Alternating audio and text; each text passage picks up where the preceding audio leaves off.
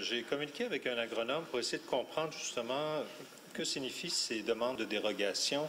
Et ce qu'il m'expliquait, c'est que le promoteur devra sans doute faire la preuve devant la commission que son projet ne peut être réalisé en zone blanche. De plus, il devra démontrer que la construction éventuelle de ces résidences n'aura pas d'impact nuisible sur les activités agricoles environnantes. Cela pourrait être le cas avec l'apparition de nouvelles distances séparatrices qui découleront de la venue de ces constructions. Ce type de projet peut également induire des terres agricoles enclavées, c'est-à-dire sans accès adéquat à partir d'un chemin public. En somme, le sommaire exécutif ne permet pas d'appuyer d'une manière éclairée la réalisation d'un tel projet.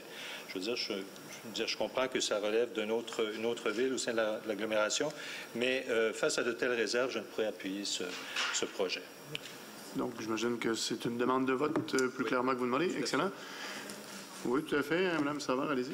En fait, lorsqu'on adopte des sommaires comme ça au niveau du conseil municipal, c'est justement pour donner l'autorisation aux propriétaires d'aller à la CPTAQ.